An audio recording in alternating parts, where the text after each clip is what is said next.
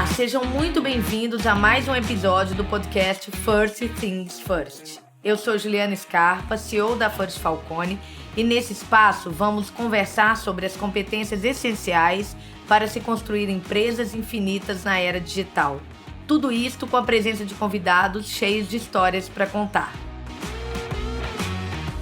Nesse episódio, vamos falar sobre colocar o cliente no centro das decisões.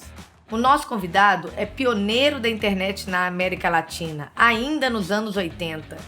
Paulo Sérgio Silva, também conhecido como Paulão, é fundador e diretor executivo da Rock On Advisors, consultoria em e-commerce, mídia digital e experiência do consumidor.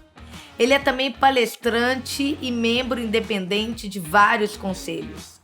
Além disto, Paulo foi CEO do Walmart.com no Brasil e vice-presidente comercial do Terra.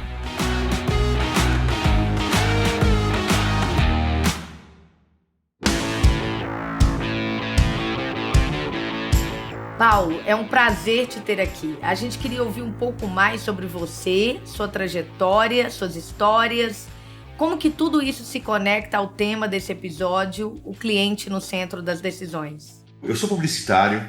Eu entrei em engenharia na USP e desisti no primeiro semestre, cara, que eu achei que não era aquilo para mim, era muita conta para fazer, né? E naquela época eu abandonei e fui fazer propaganda, porque eu achava que propaganda era um negócio genial, eu adorava as propagandas que passavam na televisão, né? Eu achava aquilo incrível, uns filmes de 30 segundos incríveis, assim, fantásticos. E aí eu acabei ingressando numa faculdade, que hoje é universidade, e fiz um curso de propaganda e publicidade de propaganda. E, curti muito fazer e criar filmes, criar histórias. Era um desafio que eu gostava muito. E casualmente eu saí da universidade e acabei caindo numa software house, numa empresa de tecnologia, que precisava comunicar aí o que fazia, etc. E nessa empresa eu acabei conhecendo um grupo de pessoas que estava montando uma empresa de desenvolvimento de software e que me convidaram para ser um dos sócios na empresa para a gente montar essa operação em São Paulo, enfim. E aí eu acabei indo. Não entendia nada de tecnologia, mas achava que tecnologia era um negócio bacana. Naquela época eu tinha acesso a um CP500 da Prológica, não sei se as pessoas vão lembrar disso, mas era o que tinha na época, né? E a gente montou a Nutec, e que depois virou a NutecNet, que foi o primeiro provedor de acesso do Brasil, nos anos 90, com o movimento da América Online, a gente entendeu que era uma oportunidade de prover acesso para a internet, para as pessoas, e a gente montou a NutecNet e virou um dos maiores provedores de acesso do país, junto com o Universo Online e o Mandic, na época. E comecei a trabalhar com eles na área comercial e de marketing e tudo mais, e a gente acabou precisando de capital, vendemos a empresa, no primeiro round, para uma empresa de comunicação, Grupo de Comunicação do Sul. Mudamos o nome da empresa para ZAS, e quando abriu as telecomunicações no Brasil, com a entrada da Telefônica, a Telefônica adquiriu a nossa companhia, daí 100% das ações, e montou uma rede chamada Terra, um provedor, um portal chamado Terra Networks, que está aí até hoje em vários países da América Latina. Então, naquela época, a gente tinha uma startup que não sabíamos que era uma startup, não havia venture capital para buscar dinheiro, então era um desafio parecido, mas era muito mais complexo. Bom, no Terra depois eu fiquei 12 anos como executivo de vendas de publicidade online e produtos digitais no Grupo Telefônica, para a América Latina toda, e a gente criou alguns produtos muito legais. A gente criou um produto chamado Alma Gêmeas, que atualmente é mais conhecido como Tinder. A gente criou um produto chamado Personal Pages na época, que hoje é mais conhecido como Facebook. A gente criou o Sonora, que é o Spotify, e a gente criou o Terra TV, que é o Netflix. Só que a gente estava 10 anos na frente do que tinha na época. Então, Uau. Obviamente, e a gente fez o Planeta Terra, que era um festival de música transmitido online. Depois a gente transmitiu as Olimpíadas de Londres, as Olimpíadas de Beijing, com 35 canais simultâneos na tela do computador, no celular, nas TVs conectadas, nos tablets.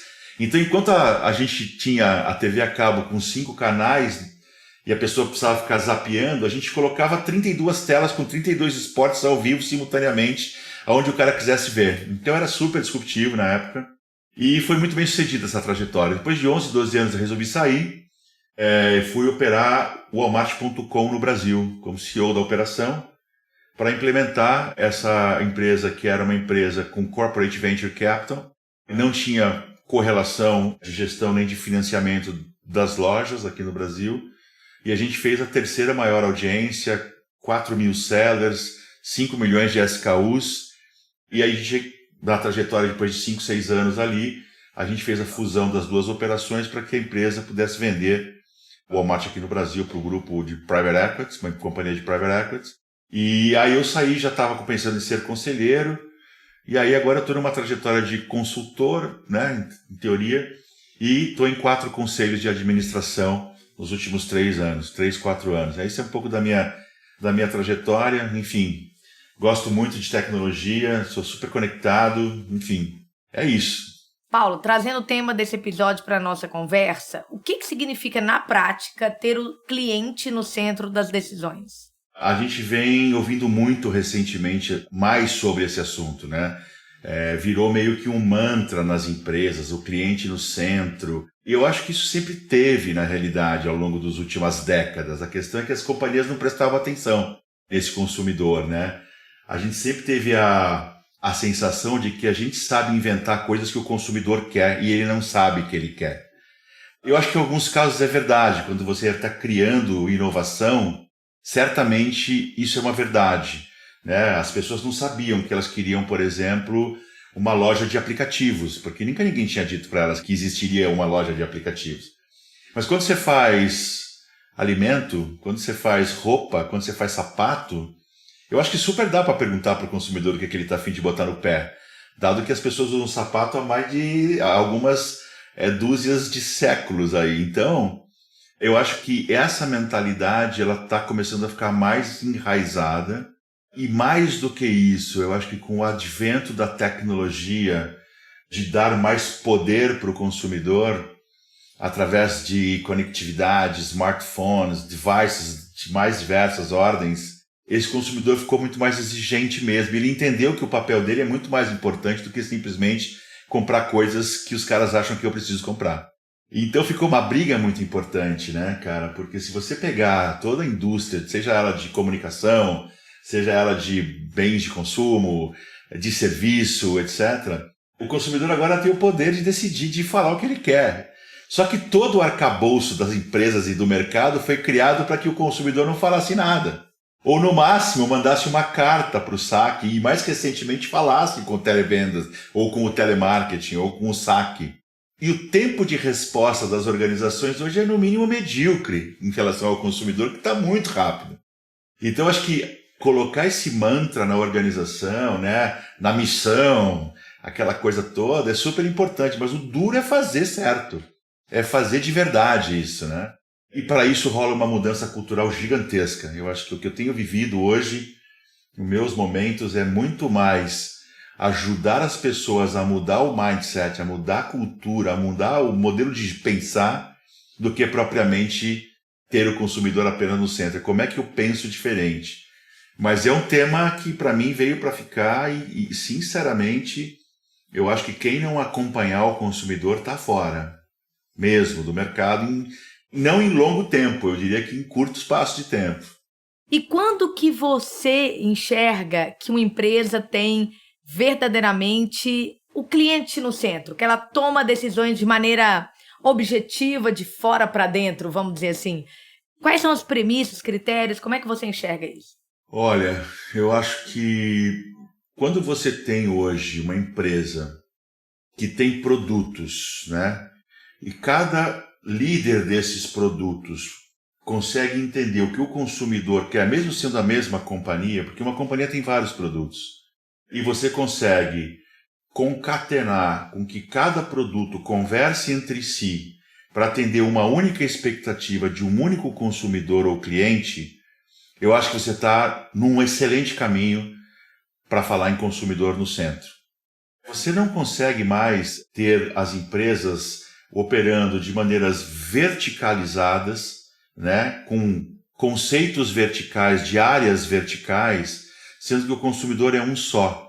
Esses produtos e essas áreas, eles têm que conversar entre eles e entender qual é o melhor de cada pedaço dessas iniciativas, dessas áreas, desses produtos, para atender o consumidor numa sua plenitude. Porque o que vale é quanto tempo esse consumidor vai ficar com você, ou esse cliente, e não quanto ele comprou de você, ou que serviço ele usou. A pergunta é, quanto ele usou, quantas vezes, quais são os produtos, por que ele usa e qual é a sua relevância na vida dessa pessoa, né? Se você não tiver relevância na vida do consumidor por algum motivador que a sua empresa possa gerar, você não vai estar participando da vida dessa pessoa. Então, eu acho que você tem que entender como que você organiza tudo isso para efetivamente prestar um serviço de vários pedacinhos ou entregar vários produtinhos para esse consumidor, que ele dependa cada vez mais da sua companhia e que ele tenha admiração, que ele tenha prazer em consumir o seu produto, o seu serviço, que ele ache espetacular, né? Aquilo que você oferece, você surpreenda o consumidor de alguma forma, né? Ou entregando mais rápido, ou, sei lá, cara, tendo uma relação mais próxima com esse consumidor. Então, para mim, são um pouco esses atributos, assim. Eu estou fazendo tudo que eu posso para esse cara usar, tudo que eu tenho para que ele use de mim? Então, acho que essa é uma boa pergunta para colocar na mesa para entender a maturidade de ter o consumidor no centro. Muito legal, Paulo. E aí, você está falando sobre encantar esse consumidor, o consumidor no centro. A gente vive hoje modelos, né, que a gente não tem mais um cliente ou um consumidor, um usuário falando sobre nós, mas uma rede que colabora entre si. Então, sendo mais objetiva, né? Quando a gente está no Uber, a gente avalia, quando a gente está comprando no Mercado Livre, que a gente olha o que os outros usuários falaram, né, daquela loja, né, do seller que está ali. Na verdade, a gente tem uma rede, né, de usuários que cocriam, trazem feedbacks e aquilo é um moto contínuo, né, para que as empresas cresçam ou não, né? Como é que você enxerga esse efeito rede? E qual que é o papel da tecnologia nesse contexto? Fala um pouco para a gente sobre isso. Eu acho que esse é o grande conceito, né? Vamos lá. Por que as empresas mais valiosas do mundo hoje, elas só produzem conexão com o tal efeito de rede, né? Que é assim, eu conecto quem quer usar com quem está prestando o serviço de usar alguma coisa, né? Ou eu quero comprar com pessoas que querem vender alguma coisa. Quanto mais eu tenho pessoas comprando, mais vendedores eu tenho. Quanto mais produtos eu tenho, mais pessoas comprando. E esses efeitos de rede valem para os dois lados, né? Então eu acho que se você consegue entender ou criar um ambiente, uma plataforma, vamos dizer assim, e que não necessariamente essa plataforma precisa ser digital, né? Onde eu consigo colocar mais serviços ou produtos para que mais pessoas comprem e usem os serviços e os produtos, eu crio uma rede exponencial. E essa rede exponencial ela só passa a ser exponencial quando um fala para o outro, que fala para 2, que fala para 5, que fala para 10, que fala para 150. Bem ou mal, né? Então acho que a gente tem que buscar aí esse efeito de rede. E com isso, eu consigo saber o que essas 150 mil pessoas que nesse efeito de rede que a gente conseguiu construir, ela quer comprar, que serviço, que produtos, em que preço, por quanto tempo, quantas vezes. Então eu começo a conectar esses dois universos e se eu tenho hoje uma capacidade de organização de dados através das ferramentas tecnológicas disponíveis no mercado, eu consigo ser muito mais previsível para entregar coisas que o meu consumidor quer, com qualidade que ele quer, com o preço que ele quer e certamente eu vou conseguir trabalhar melhor a minha cadeia de valor do outro lado porque eu sei exatamente o quanto eu vou comprar, por quanto eu vou vender e o que eu posso vender, que eu trazer para o meu produto, para a minha rede, que eu vou conseguir vender mais facilmente, ou prestar um serviço mais facilmente. Então, para mim, eu acho que é o efeito de conectar esses dois universos com inteligência de altíssimo nível e com análise de dados cada vez mais precisas e aí entra as questões de algoritmos, e aí não vou entrar nesse detalhe, mas isso são as ferramentas, a tecnologia nos ajuda. Eu acho que a tecnologia só ajuda a gente a ser melhor. Não que ela vá fazer por si só a transformação que a gente precise. Não adianta comprar sistema se não tiver cérebros ali e não entender esse desenho. Até por isso que você colocou, né, que o grande desafio, inclusive o seu grande desafio hoje na ajuda nas organizações, está muito ligado a esse mindset, né, Paulo? Por isso que você coloca isso, né, a cultura, o mindset, porque a gente é que tem que usar a tecnologia, pessoas utilizam a tecnologia para criar coisas incríveis, né? Exato. Mas olha só, isso é louco, porque as organizações imaginam que as inovações sairão da sua área de tecnologia. E não necessariamente, né? A área de tecnologia hoje, ela basicamente presta um serviço para que as pessoas sejam mais criativas e melhorem a sua experiência comercial, a sua experiência logística, a sua experiência de marketing, a sua experiência com recursos humanos. Então a tecnologia, ela é um grande facilitador, né? Então eu pego um universo onde a cultura eu mando lá uma requisição para a minha área de TI, e fico aguardando os caras me entregarem. Aí a burocracia é gigante, assim. Daí o cara fala, não, mas faz uma POC, aí faz um pedido, escreve o que você quer. Só que o mundo corre tão rápido que quando esse pedido fica pronto, já não serve mais. E a área de tecnologia começa a entregar um troço que já está velho. Começa a produzir um troço que já está velho. Então, e aí um dinheiro e um tempo, um desperdício gigantesco. Então, assim, é muito melhor a cocriação que você falou. Pô, vamos botar o consumidor no centro, pega os caras de negócio, bota a tecnologia dentro e vamos ver como é que a gente faz essa miscelânea de ideias, como é que a gente viabiliza ela para ser rápido, eficiente, desejado. É uma nova forma realmente de pensar as organizações. E, Paulo, muitas vezes o primeiro teste é no analógico ali, né? Você simula, Total. Faz alguma coisa bem rápida, cara, isso faz sentido, então agora vamos escalar. Muito legal.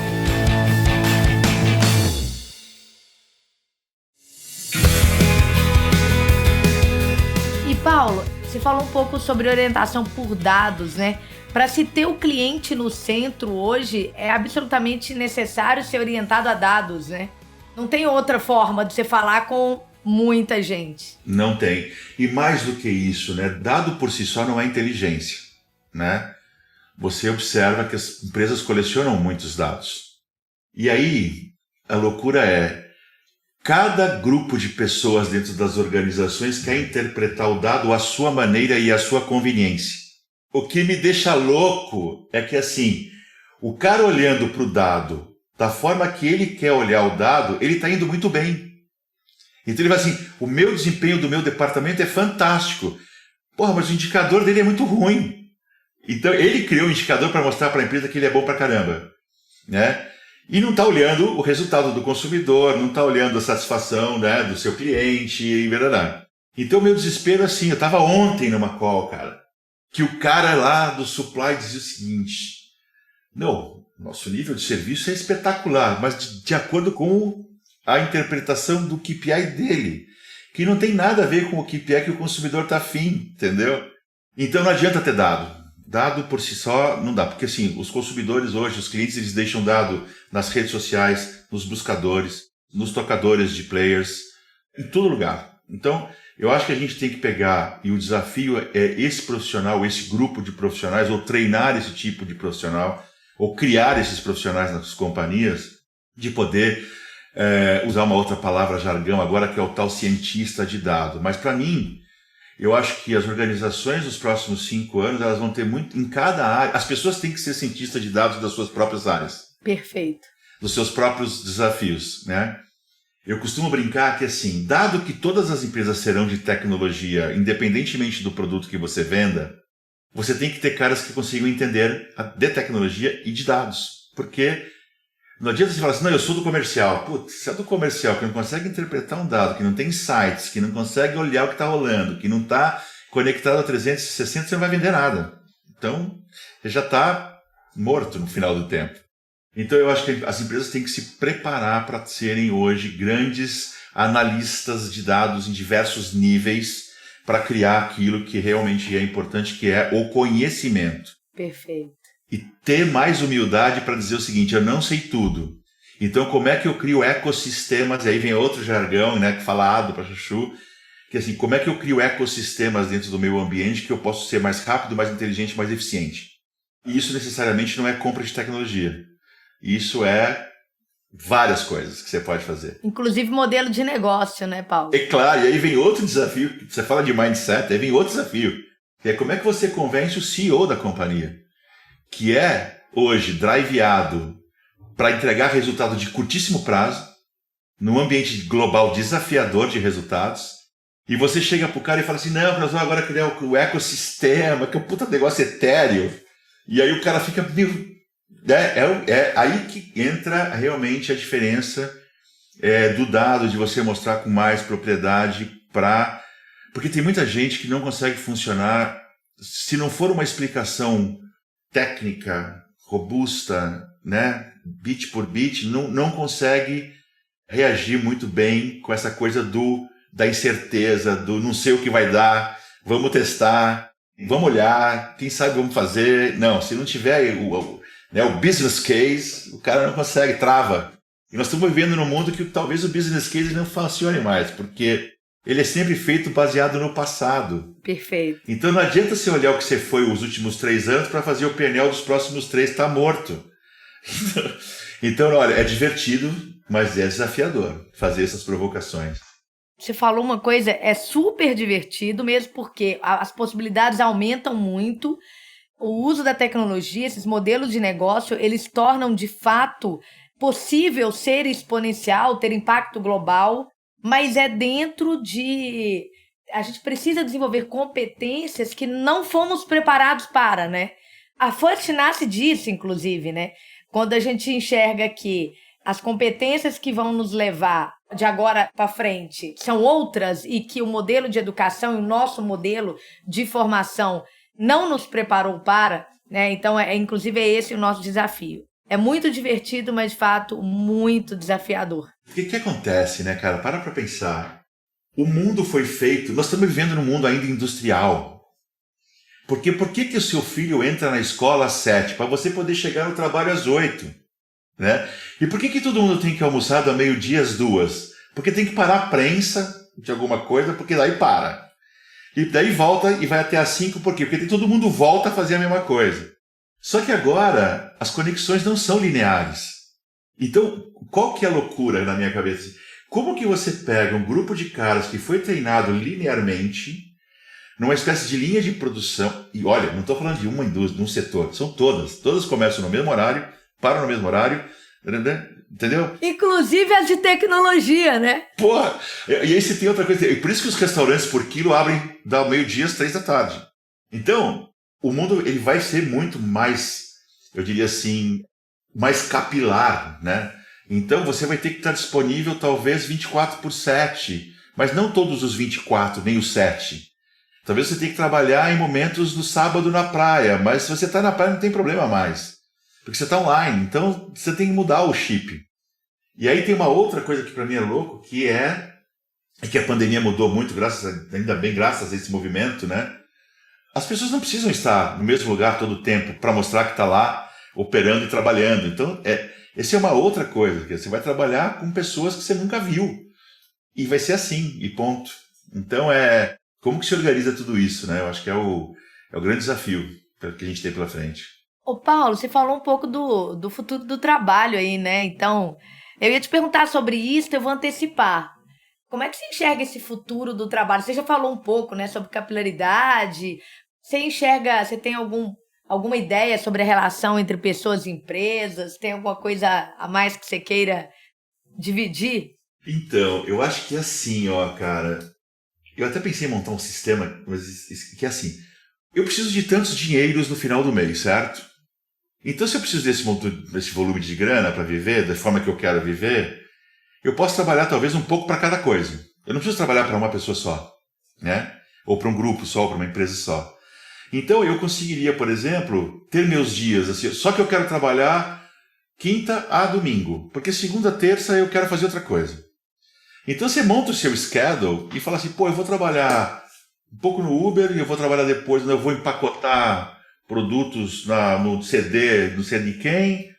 E aí eu monto a minha tabela, eu como trabalhador, eu monto a minha tabela de trabalhos que não necessariamente é com um cara ou com uma empresa empregadora. Então eu vejo muito essa multidisciplinaridade, assim, multidisciplinar das pessoas. Porque, por exemplo, Hoje a gente foi treinado para fazer uma coisa para uma companhia, porque as garantias das leis trabalhistas, e o sindicato, eu acho que tudo isso vai acabar. Quer dizer, não vai acabar porque é uma coisa muito bem orquestrada, mas assim, na minha cabeça não vai existir mais. Porque a relação do trabalho vai ser através de plataformas. Você vai aqui, se conecta, bota seu currículo, sua habilidade, seu conhecimento. Por exemplo, tem uma plataforma australiana, que é uma plataforma de criatividade. Você vai lá, dá o seu briefing, você tem milhares de criativos no mundo inteiro que se postulam para fazer a sua propaganda de altíssimo nível. Você vai pagar 1/10 do que uma agência de propaganda tradicional te oferece, ou uma produtora, e você vai ter um filme incrível. Então, assim, esse cara fez durante a madrugada porque ele estava em Hong Kong, né? E fez um trabalho junto com um produtor, um redator da Rússia, de Moscou, e eles fizeram um filme incrível para sua campanha aqui no Brasil. Então, esse para mim é um pouco o futuro das relações de trabalho, cara.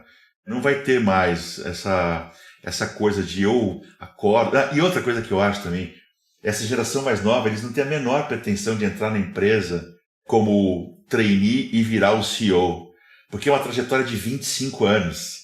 Eu tenho uma filha de 23, né? Não é isso, ela não está fora. É assim, é o que eu vou fazer amanhã, mês que vem, com como, onde.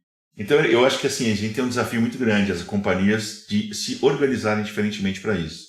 Excelente, excelente. Um mundo de muita mudança, viabilizada pela tecnologia e pela adoção da tecnologia, né, por pessoas e aí organizações. Muito bacana. E, Paulo, sobre os negócios mais tradicionais, né? Então, a gente falando sobre cliente no centro das decisões e a gente tomar decisões e desenvolver produtos a partir dessa visão do cliente, mas negócios mais tradicionais, aí eu vou tentar dar alguns exemplos aqui, né? O negócio de construção civil ou serviços, né? Serviços aí é um outro caso, mas a própria construção civil eu não tenho diretamente o acesso ao usuário, ou hoje não, né? Na cadeia que a gente tem hoje, não. Me conta um pouco como é que você vê esse movimento de transformação em negócios como este. Eu acho que aí é o desafio, né, cara? Porque assim, isso sempre existiu, né? Eu acho que assim, o fabricante tentando entender o consumidor, mas sempre tem uma cadeia de varejo no meio. Seja varejo de venda de imóveis, da construção civil, seja varejo de alimentos, seja varejo de qualquer...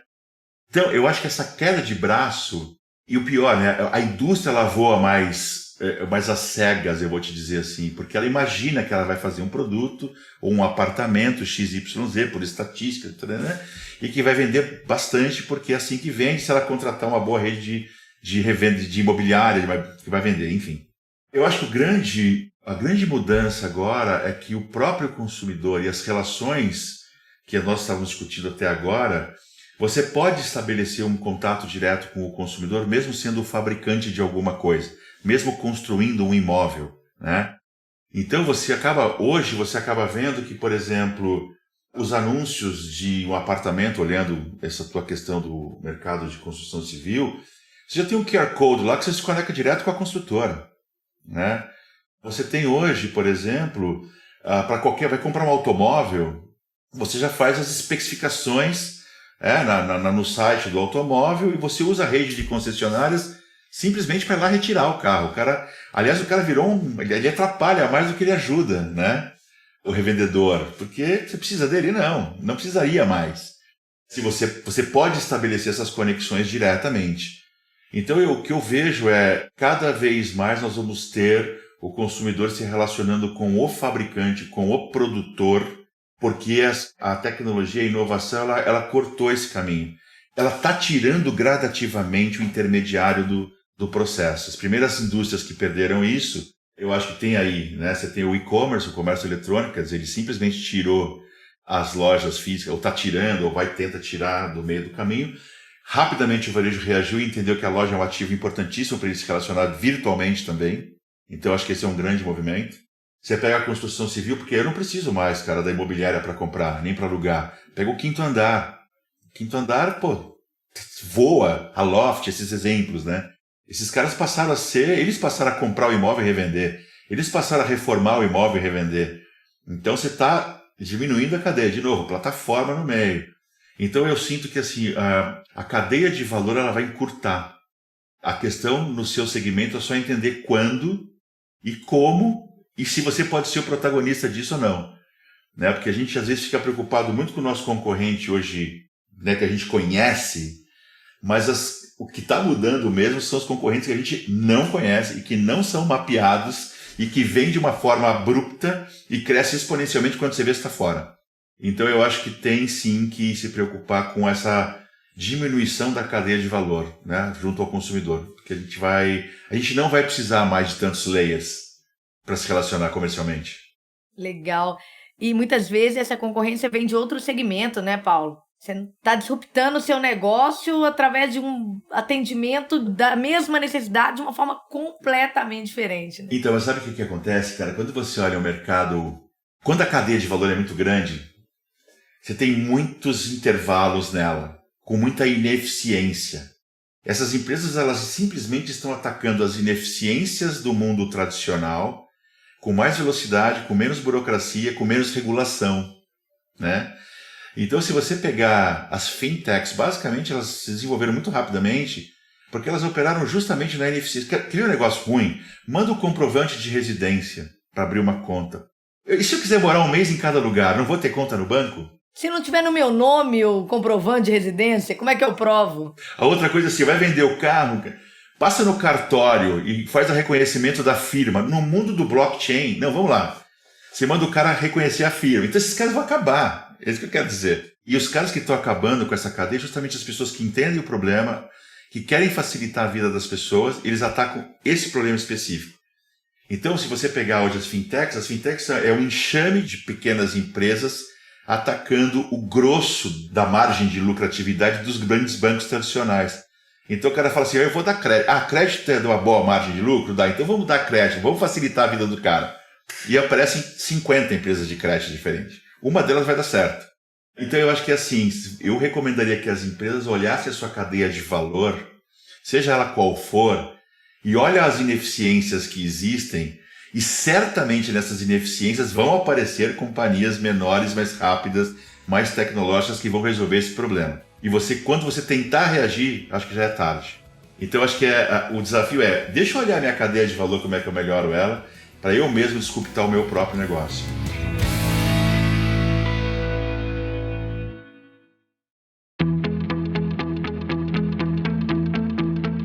E Paulo, sobre mindset digital, então você falou sobre cultura, sobre a forma com que as pessoas pensam. Normalmente isso está qualificado como mindset digital. Então eu queria te ouvir sobre o que é isso, como é que você caracteriza isso e quais são as competências ligadas a esse mindset. Isso eu acho que é interessante, né? Eu acho que uma grande característica, que é até uma coisa muito particular minha, assim, será que eu não consigo fazer isso diferente? Eu acho que essa é uma pergunta que a gente tem que fazer todo dia, né? Para as coisas que eu faço. Porque isso me incomoda, assim, é uma coisa muito minha, assim. Pô, mas por que eu vou fazer isso de novo desse jeito? Será que não tem uma forma mais legal de eu fazer? Que eu gasto menos tempo? Que eu me antecipo? Que eu faço... Isso vale na minha vida, vale para todas as coisas que eu faço. Então, eu acho que esse é um primeiro ponto. As pessoas elas têm que ser mais provocativas consigo mesmo para dizer assim, pô, eu vou fazer esse troço diferente, cara. Vou fazer mais rápido. Deixa eu ver como é que eu faço mais rápido, mais simples. Né? Será que eu preciso de tudo isso mesmo que eu estou fazendo, que eu tenho para fazer para resolver esse problema? Então, eu acho que o mindset ele é muito mais nessa questão de ser provocador consigo mesmo, de fazer diferente, de fazer mais rápido, de fazer melhor. Eu acho que isso é uma grande característica da pessoa que vai ajudar a gente a mudar as organizações ou o mercado ou enfim. Então, para mim, acho que esse é um bom desafio. Outra coisa que eu acho que essas pessoas têm que ter, essa coisa do mindset, e se eu colocar alguma tecnologia nova nisso que eu estou fazendo? Será que eu melhoro? Ou vou continuar no Excel mesmo? Né? Então, ser curioso, porque assim, está tudo disponível hoje na rede. Se fizer qualquer pesquisa, vai aparecer 50 coisas diferentes que podem te ajudar a fazer aquilo diferente. Aí você tem que ser seletivo. Né? Eu vou quero resolver esse problema, deixa eu ver se tem alguma coisa. busca, deve ter, certamente vai ter uma tecnologia ou alguma empresa ou alguma alguma pessoa que vai te ajudar a fazer aquele negócio diferente. Então, eu acho que esse é um segundo grande ponto, né? Deixa eu investigar, ser investigativo para fazer diferente. Ou melhorar o processo, ser mais ágil, o que quer que seja. E eu acho que tem um terceiro ponto, para mim, que aí já é uma coisa muito dentro da hierarquia das companhias, que eu acho que as pessoas que estão nos principais postos das companhias, em função até das suas próprias responsabilidades, elas não têm tempo para parar para escutar uma coisa nova, uma ideia diferente, ou alguma coisa que vai deixá-lo, enquanto sua posição, desconfortável. Então, tudo que é uma ideia diferente e que o mindset é outro, deixa a liderança mais desconfortável. Não tá bom, né? Nada tá bom. Né? E assim, essas pessoas... Eu trabalhava dando uma conselhia para uma empresa e o CEO dizia o seguinte: essas pessoas não são resilientes. Porque assim, eles querem tudo para... A pessoa já está aqui há 6 meses, já quer saber como é que vai ser o futuro. Ou seja, o bom para os CEOs mais assim, tradicionais ou para a liderança, né? É o cara que pergunta pouco, é o cara que executa do jeito que ele quer. E esses caras só contratam pessoas iguais a eles, né? Então, esse é um desafio. Outra coisa assim, contrata gente bem diferente, é muito bom. O cara vai encher você o dia inteiro até que você faça coisas diferentes. Então, isso é bom. E eu acho que isso é bom. Perfeito. Né? E aí tem uma outra coisa que eu fico vendo assim. Então, assim, você confunde, por exemplo, novo mindset com resiliência. Não, esses millennials, sei lá, essas gerações aí, os caras... Eu tô aqui há 30 anos para chegar na minha posição. Cara, entendeu? Assim, tudo bem, o problema foi seu, não é nosso. Nós que somos mais novos não queremos 30 anos para chegar na sua posição. Então é um conflito de gerações, muito louco, de avaliar.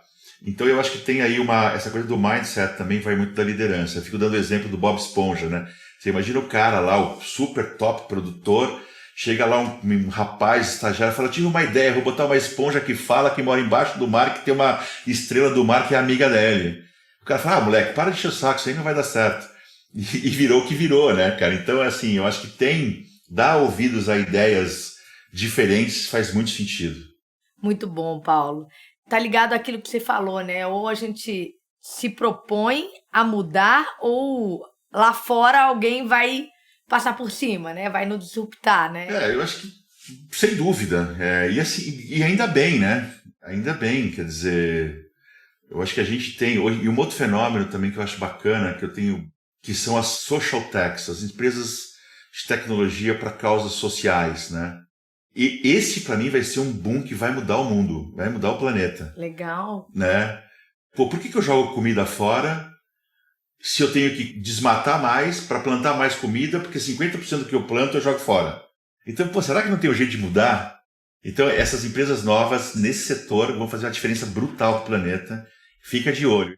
As pessoas não querem mais consumir do jeito que consumiam até então. Acho que a agenda mundial, ela nos exige que a gente pense diferente. A agenda climática, a agenda do comportamento, a agenda do mundo mudou. Né? O consumidor ele vai usar o sapato dele até acabar, ele não vai comprar 2 por ano mais. Né? Ou ele vai comprar de empresas que reciclam, ou ele vai comprar de empresas que ajudam o mundo dele a ser melhor. Né? Então é um pouco do que eu recomendo que fiquem de olho nessas empresas de tecnologia social. Roupa, alimento, plantação, agricultura, meio ambiente, é uma coisa muito legal. Muito bom.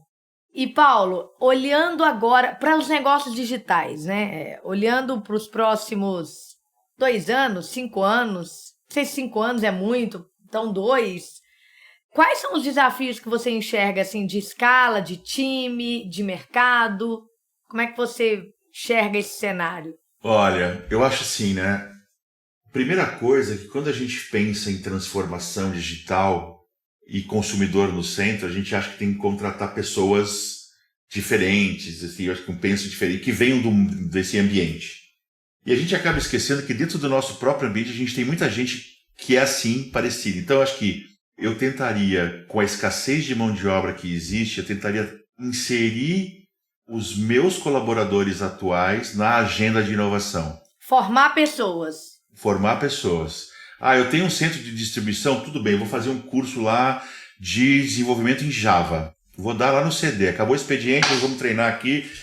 Vamos ver se a gente não consegue tirar lá 50 desenvolvedores de Java de pessoas que têm a capacidade, só não estão tendo oportunidade. Então, eu acho que escancarar a oportunidade dentro das nossas organizações faz uma parte, para mim, uma parte fundamental da inclusão digital e transformacional. Então, eu acho que uma agenda de inclusão mesmo, que as empresas necessariamente vão ter que fazer, porque não vai ter mão de obra para todo mundo. Não vai ter. E aí você vai ter um desafio gigantesco de encontrar, além de ser caro. E você está brigando com esse mundo digital de video conference, você está brigando com empresas do mundo inteiro. Porque eu posso estar aqui no Brasil trabalhando para uma empresa de qualquer lugar do mundo. E então ficou mais difícil, né? Então eu acho que, assim, primeira coisa. A segunda coisa que eu te falo é pensar exponencialmente requer um pouco desse mindset que a gente está falando, que é o efeito de rede e tudo mais. E eu acho que todos os negócios podem ser exponenciais, ou quase todos, dentro dos seus critérios de exponenciabilidade que existe, né?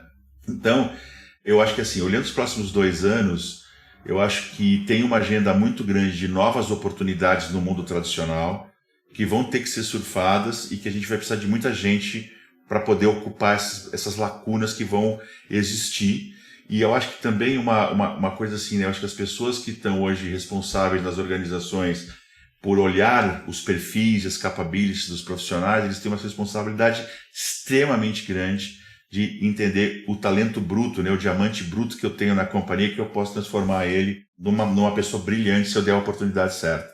E treinar e dar as ferramentas, né? E botar a plataforma lá para que as pessoas se auto-treinem e se auto-eduquem em relação a isso. Olhando negócios, eu acho que quanto mais o mundo vai passar para mim por uma espécie de... As empresas vão ser plataformas, né? Então, assim, independentemente do que você faz, você vai ser uma plataforma, destino para o seu consumidor, né? Ou para o seu fornecedor, ou para o seu ambiente como um todo. Então, como que eu faço da minha organização uma plataforma digital para atender todos os stakeholders da minha organização? Então, eu acho que eu estimularia todo mundo a pensar como que eu me posiciono no meu segmento como uma plataforma mesmo, de serviços, de educação, de produtos, que tem loja virtual, que tem fábrica. Como é que eu crio esse desenho e me enxergo inserido nele? E quais são as minhas capabilities para ser o melhor ou um dos 3 melhores, né, plataformas do meu setor? Posto isso, eu vou tentar entender que empresas estão disruptando para os próximos 5 anos esse meu setor e vou trazer o cara para dentro da melhor forma possível. Porque eu não sei tudo. Eu acho que o maior desafio é ter certeza de que a gente não tem conhecimento de tudo que está acontecendo. Então, cara, vamos trazer know-how, inteligência para dentro. A gente precisa disso. Não, e orquestrar tudo isso. Eu acho que o mais difícil é o maestro, é o orquestrador, né? Porque são coisas diferentes, perfis diferentes, vidas diferentes, né? Ambições diferentes. Você tem que coordenar tudo isso, que é uma miscelânea que eu chamo de divertida, porque é um grande, né, aquário que você tem que administrar de coisas ali dentro. Então é bacana. Eu sugeriria, talvez, a liderança pensar dessa forma. Como que eu serei a plataforma do meu setor? Que tipo de caras eu preciso? Se eu tenho dentro de casa, eu vou treinar. E que empresas eu posso trazer para dentro para ajudar a disruptar o que eu estou fazendo hoje para ser melhor ainda e mais exponencial. Perfeito. Inclusive, nessa trajetória, você já traz o conceito de ecossistema e de desenvolvimento, né, Paulo? Uma coisa está dentro da outra, né? Até para ser plataforma, eu tenho que começar olhando para fora e construir um ecossistema.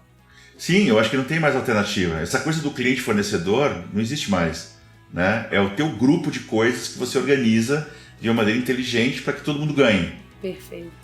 Então, todo mundo vai ganhar um pedaço desse troço. Como é que eu faço isso? E como é que eu arquiteto isso? E muitas vezes não é o modelo, é que nem eu te falei, linear, né? Você não vai ter mais um modelo linear de raciocínio. Não tem como. Sensacional. Excelente. Paulo, conta pra gente, rapidamente, assim, pra gente ir pro final, qual o momento da sua trajetória que você mais aprendeu e se tem uma conquista que você fala, essa aqui eu queria compartilhar? Pô, essa aí, é que eu acho assim, mais aprendeu, eu sempre estou aprendendo. Eu acho que não cheguei ainda, né? Eu aprendo todo dia com diferentes pessoas, então eu adoro ficar entendendo como que eu consigo absorver o conhecimento das outras pessoas para o meu desenvolvimento pessoal, né? Parece meio vampiresco isso, mas é isso, né? Você tem que pegar um pouquinho de cada um e tentar formatar o seu ambiente. Eu acho que isso eu ainda estou numa fase de aprendizado muito legal. E o que eu tento fazer é aprender nesse ambiente mais complexo para levar para as organizações onde eu estou. Levar provocações, levar pessoas, levar gente diferente para falar. Eu adoro andar num ambiente que tem gente bem diferente, né? Então, isso para mim é uma coisa extremamente importante, eu continuo aprendendo. Eu acho que uma coisa que foi muito legal assim na minha carreira que eu gostaria de compartilhar foi quando a gente conseguiu fazer, brigando com todos os stakeholders e concorrentes, a gente conseguiu comprar as Olimpíadas de Londres para transmitir ao vivo em 2012, brigando com TV aberta, brigando com TV fechada, aquela parada toda. E aí eu tive a felicidade de ser uma das pessoas que foi para Londres carregar a tocha olímpica, junto com algumas celebridades ou pessoas locais, etc. E foram os meus, 10 minutos mais bacanas, assim, com aquela tocha correndo em Londres, todo mundo lá, batedor, e beleza. E foi lá que eu achei que eu tinha fechado com chave de ouro a minha trajetória no Terra. E nesse dia eu decidi sair da empresa. Que eu falei, poxa, eu já fiz tudo o que eu tinha que fazer e eu vou sair agora porque essa empresa eu construí do zero, ajudei a construir do zero. É uma super companhia bacana e a gente tinha feito o maior faturamento de uma empresa online dentro de um evento esportivo. Cara, então assim, peguei o chapéu e fui embora.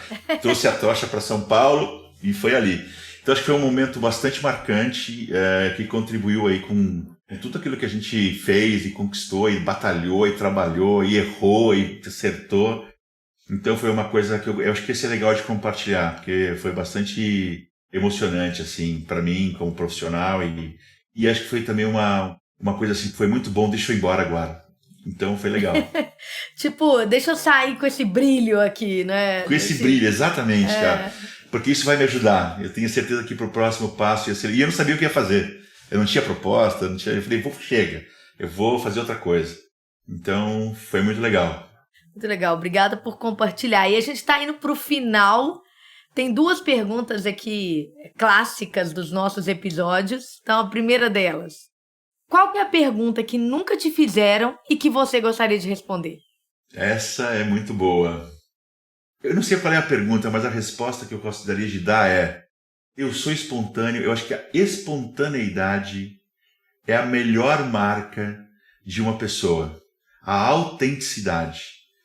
Né? Eu não sei qual seria a pergunta, Juliana, mas a resposta é autenticidade. Seja autêntico. Seja autêntico. Viva a vida, né, do seu jeito. Eu acho que isso, para mim, é a resposta que eu gostaria de dar. A pergunta deixa para as pessoas pensarem qual seria essa pergunta. Pô, sensacional. E isso conecta com a questão da diversidade, da necessidade da diversidade que você trouxe, né, de alguma forma nas suas falas, né, de buscar pessoas diferentes, novos conhecimentos.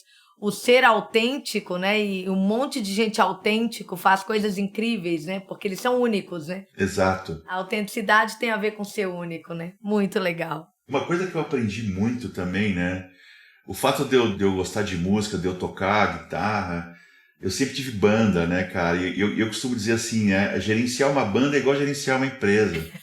Porque o saxofonista quer ser melhor do que o baterista. E essa orquestração é o que faz a música ser incrível. São todas pessoas com egos lá em cima, mas que sabem exatamente o seu momento de entrar e o que tem que fazer naquele espaço de tempo. Né? Se fizer mais, fica ruim. Se fizer menos, fica ruim. Então é genial isso. Então, assim, uma outra coisa também que me ajudou muito nessa minha trajetória é o fato dessa coisa de a música, o lúdico, a autenticidade, né? Eu acho que isso é uma coisa muito legal. Você aprende a operar com pessoas diferentes para ter um resultado único, que é uma super música bem feita, para que as pessoas gostem de ouvir e curtir. Excelente analogia, incrível. E Paulo, qual é a pergunta cuja resposta você ainda não encontrou?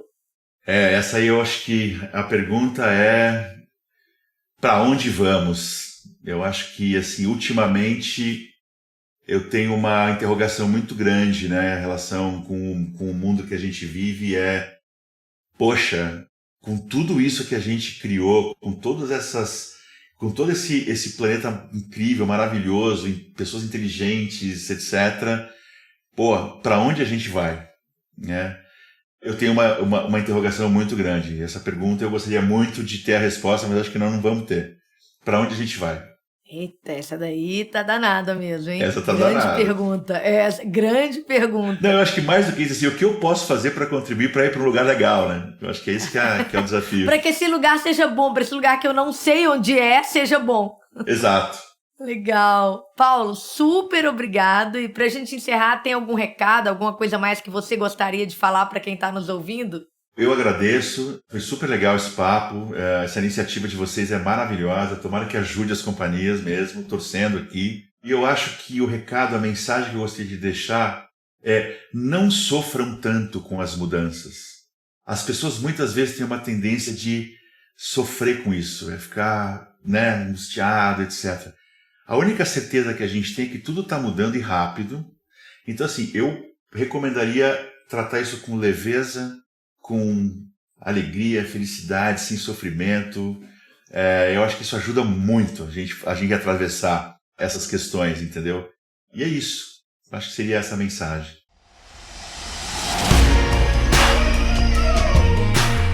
Muito obrigada por estar com a gente nesse episódio. Se você quer acelerar ainda mais o seu aprendizado, nos siga nas redes sociais e acompanhe nosso podcast em sua plataforma favorita. Eu sou Juliana Scarpa, CEO da First Falcone, e em 2 semanas eu estou de volta com mais um episódio do First Things First. Até mais!